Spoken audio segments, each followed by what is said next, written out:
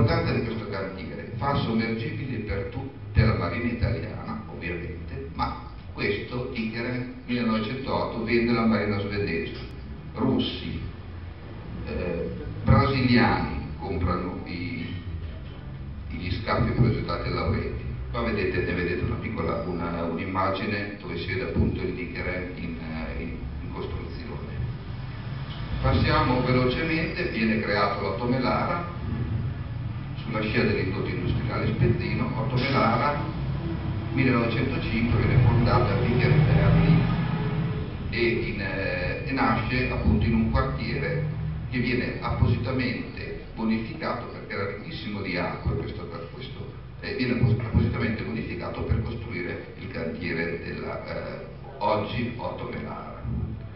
La nuova società, in un primo tempo orientata per la progettazione di motrici a vapore e poi elettriche, si specializza in costruzioni di artiglierie di tutti i calibri.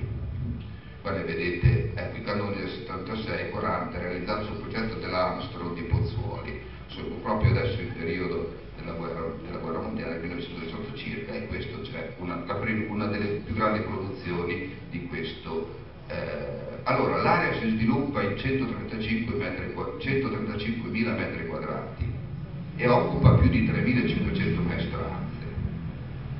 Nello periodo inizia la produzione anche la Cerpelli, oggi termomeccanica, che costruisce pompe per liquidi e gas.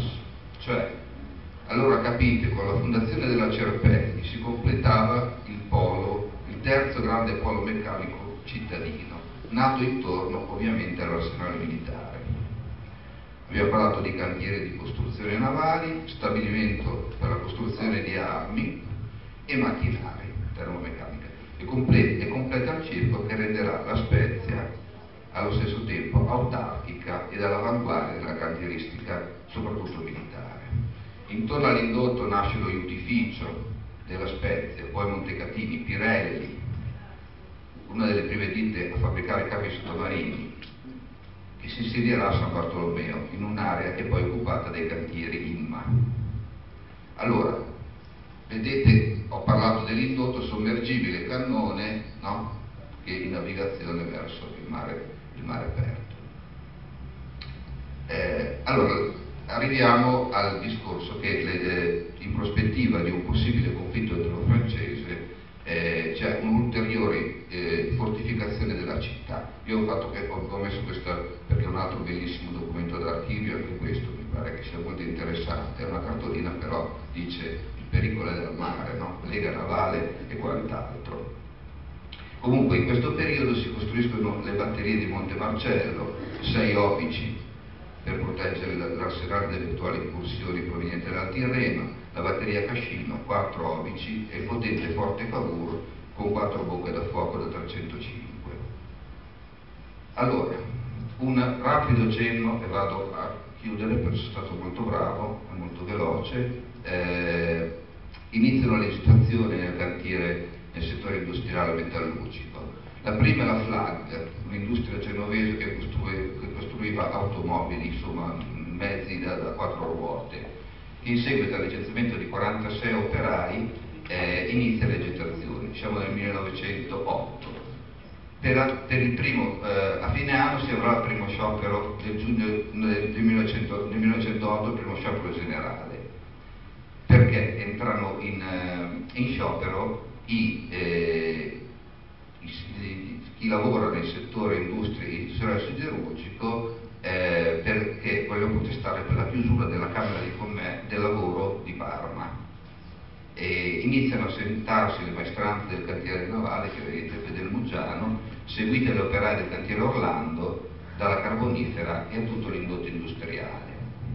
Mentre poco più tardi entrano in sciopero anche gli scaldachiodi del Muggiano, voi vedete quelli che abbattevano i chiodi per gli scafi, che svolgevano il lavoro più gravoso a fronte di miseri compensi, facevano le braccia per 15 lunghi giorni. Adesso entriamo e vado a chiudere. Le donne cosa facevano? Ecco, ne abbiamo parlate tantissimi relatori prima di me. Le spezzine non lavoravano in fabbrica perché anche l'indotto era poi aiuto militare, quindi l'arsenale era controllatissimo, no? Ovviamente, perché non ci sono stati scioperi, perché c'erano dentro le autorità militari che impedivano queste manifestazioni, e quindi gli scioperi erano tutti fuori, all'esterno dell'arsenale militare, che occupava la maggior parte delle maestranze degli operai del territorio. Le donne facevano sante, le divise, le lavandaie, e facevano le venditrici ambulanti di prodotti dell'agricoltura nelle strade della città.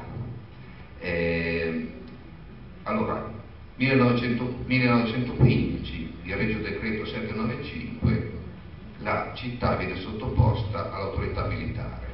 Questo cosa vuol dire? Che il potere civile sarà sottomesso a quello militare, mentre sarà instaurata la censura sui giornali e sulla stampa. Una situazione che, se ovviamente limiterà la libertà di espressione, darà l'ennesima spinta all'industrializzazione bellica dell'indotto. E alla Spezia ci sarà un ulteriore fenomeno migratorio che nel periodo bellico la popolazione passerà da circa 79.000 unità a 103 abitanti, dei quali 35.000 pensate provenienti dalla Liguria e dalla vicina Toscana. Situazione che ovviamente preoccuperà tantissimo le autorità civili e militari. Infatti c'è una bellissima lettera che ho ritrovato in un archivio inviata dal prefetto cittadino 30 maggio 1915, quindi a 6 giorni dall'entrata in guerra dell'Italia, cioè quindi dall'entrata in guerra. Viene così descritta la situazione della Viger Terni, 8 Melana. Le maestranze sono formate in massima parte da sovversivi e rappresentano una forza organizzata di tutto il movimento operaio cittadino, che è guidata da anarchici e sindacalisti pericolosi. Questo è quanto diceva appunto la relazione. In conclusione, un appunto alla situazione economica dell'indotto industriale cittadino, che dipendeva quasi esclusivamente da commesse pubbliche, questo l'abbiamo già detto, deficitando quindi da una sua autonomia finanziaria specifica. Un indotto che raramente era nato da capitali locali, ma che era collegato al grande capitalismo italiano del tempo, Fiat, Ansaldo, Pirelli, Viger Terni e quant'altro. Probabilmente la borghesia spezzina da tempo risentiva, come in passato, e lo dico senza spirito di parte o polemica da parte degli amici genovesi e piemontesi, ma la supremazia economica prima appunto della Repubblica genovese e poi piemontese ne aveva da sempre e pesantemente ostacolato il progredire. Io vi ringrazio.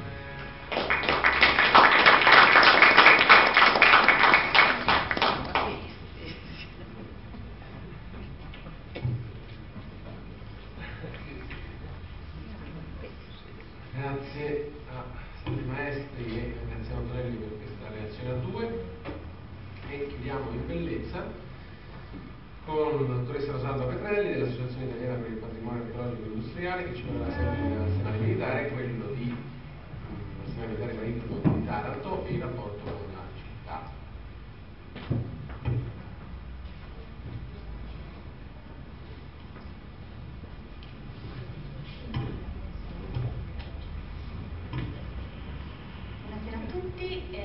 Anche per me è doveroso ringraziare innanzitutto l'INSEM e l'EPAI e la struttura che ci ospita per la possibilità di parlare di argomenti che in realtà sono molto noti agli addetti ai lavori, però difficilmente vengono approfonditi magari da persone che sono esterne a questo ambito di ricerca. Per quanto riguarda l'arsenale di Taranto, per riuscire ad approfondire l'argomento degli anni della guerra, ritengo sia necessaria una premessa storica